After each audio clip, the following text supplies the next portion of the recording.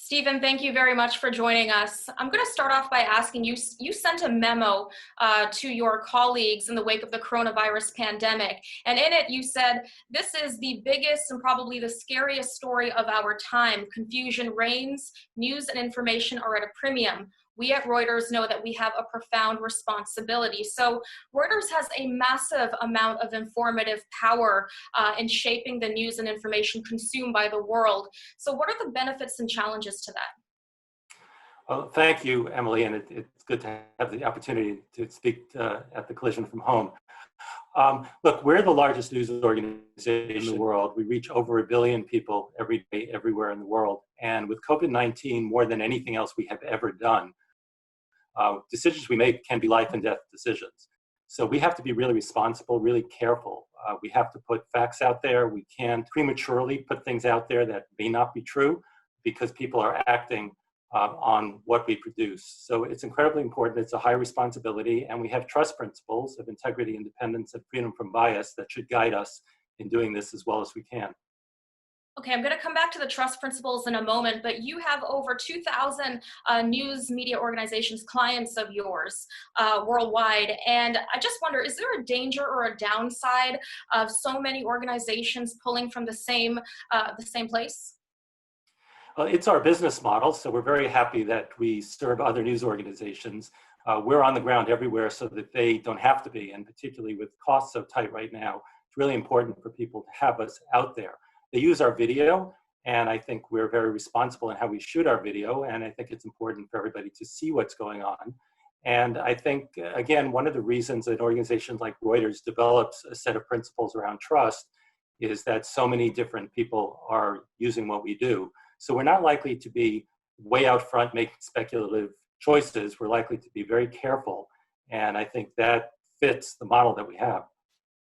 One of the things I've heard from colleagues in different news organizations, some of them say that we don't do original journalism the way we should, because when there's breaking news and so forth, a lot of people pull from, Reuters' reporting. And while that is an absolute good thing, do you think organizations are shying away from doing original journalism? I think there are tremendous cost constraints that journalism organizations have. It's a terrible time for the industry. It was bad anyway. And COVID-19 is really destroying so much of the industry. So everybody wants to be doing original journalism. I think it puts a special responsibility on us to do it. And we have an investigative team. One of our sort of strands of coverage we call watchdogging. So we are out there looking how money is being spent, looking whether people are behaving responsibly in this environment. It would be a better world if more news organizations had more resources. And let's get back to trust principles for a moment. How do you gauge the trust in an agency like Reuters? Do you think news consumers are losing trust in news media? I think news consumers have definitely lost trust in news media. Part of that is intentional on the part of public officials who want to sort of degrade the reputation of the news media because they don't like what the news media is providing. Part of it is because social media has essentially disintermediated the news media. People who want to communicate a point of view can communicate it directly to the public without using the news media. And also the news media often are bearers of bad news, and nobody likes bearers of bad news.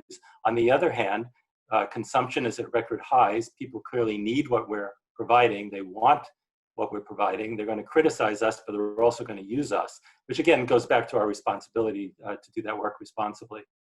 Absolutely. So there is obviously this need with the trust principles that Reuters obviously, like you mentioned, adheres to. No doubt the job of the journalist is to hone in a certain set of skills. I mean, you're a plumber, you're a plumber, you're a painter, you're a painter. But now we have this issue of citizen journalism. And if I can use the example of George Floyd for a moment, if his killing wasn't caught on camera, the story wouldn't have existed. So how necessary is citizen journalism to the job of Reuters journalists and news media?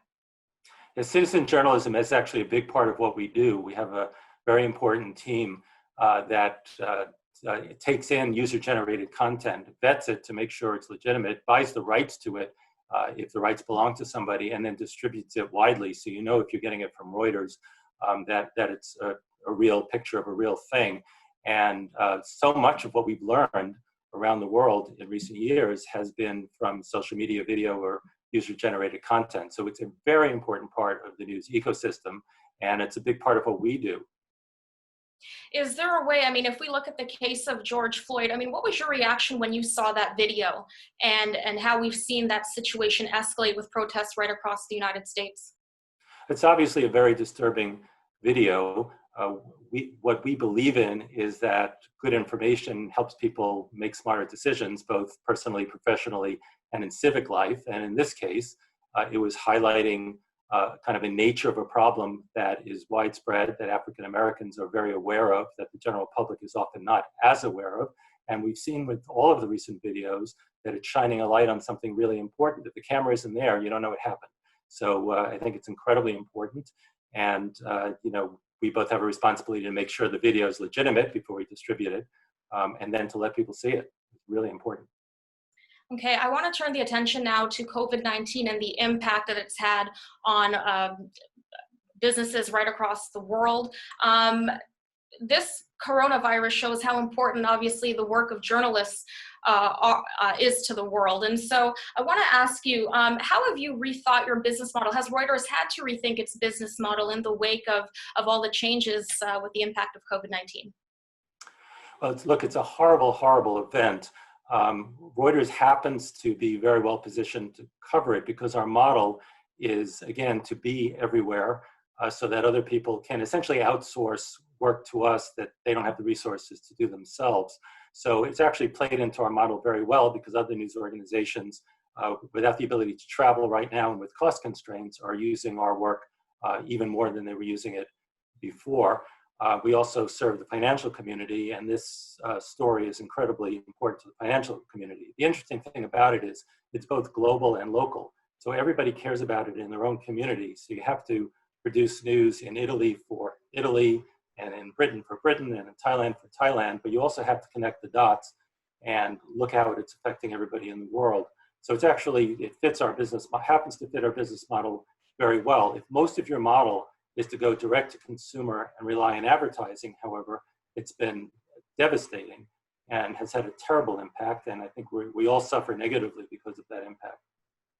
Okay, I just want to go to your, to the coverage of Donald Trump really quickly. So I want to ask your reaction when you heard Donald Trump call the press the enemy of the people. What did you think, and how did you guide your journalists through that process of the past 4 years? First of all, I'd say it's very dangerous when the President of the United States is broadly and generically attacking the media, because the president has a bully pulpit, as it was called, and his ability to influence people, not only in this country, but around the world, is really profound. And so we've seen a lot of people kind of piggybacking off or mimicking some of the comments the president has made.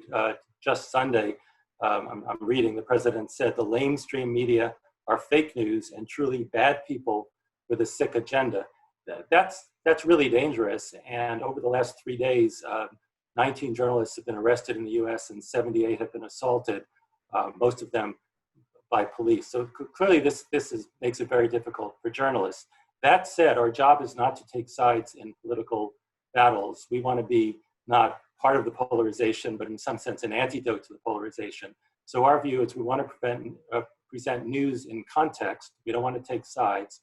It's not he said, she said. It's not false equivalency. It's looking at the news, not placing our personal opinions on it, but giving people enough facts so that they can make their own decisions. And so that's what I told the staff when President Trump was elected, and it continues to be true today. Okay, now just on the point of journalists and how tumultuous the environment has become, in 2017, two of your colleagues, two of your Reuters journalists was arrested and imprisoned in Myanmar, and there have been other high-profile cases regarding the Al Jazeera journalist jailed in Egypt, as well as the Washington Post columnist that was murdered in Istanbul at the Saudi consulate, Jamal Khashoggi. So after these situations happen, how have you had to change, or what adjustments have you had to make to how you run your operation at Reuters? Yeah, we were already paying enormous attention to safety and security. We have security advisors. We have a whole security team.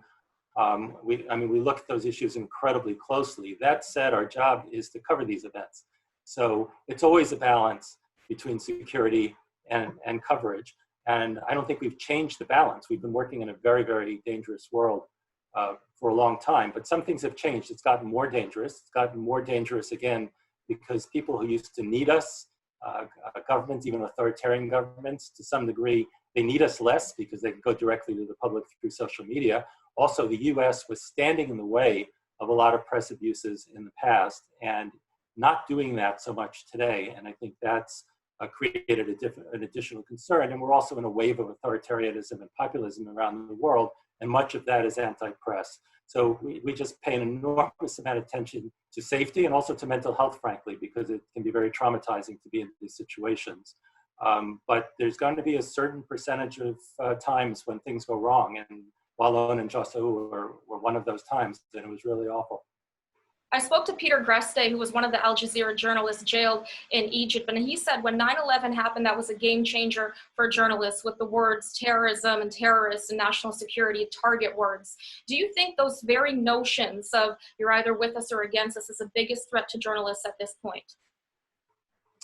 I think journalists have tended to be unpopular throughout history, and I see history as more cyclical than linear. So when society is under attack, issues such as press freedom or privacy tend to get pushed aside and people focus more on security. That tends to cycle back as people see the value of having press freedom and the ability to speak freely within a society. So I'm hopeful that it will cycle back. But right now, I think the emphasis is more on security than it is on privacy and press freedom, and it's definitely a dangerous period. And as the leader of Reuters, the largest news agency in the world, what have you learned about handling crisis? Because a lot of heavy stuff comes to you, and you've got a huge responsibility in your position. Crisis management is a big part of my job. I'd say you have to work with a really good team. You can't take it all on your own shoulders. You have to have different kinds of expertise on your staff to deal with it. And it's important to be decisive. You want to be careful and thoughtful, but ultimately you have to make decisions and move forward. And you also have to be prepared to make mistakes. I think in crisis management, you can't expect to be perfect, and human judgment is imperfect. So you have to accept that, recognize your mistake, and move on and try to do better next time. Well, Stephen Adler, thank you very much for joining us at Collision from Home. Thank you, Emily. It was good to be here.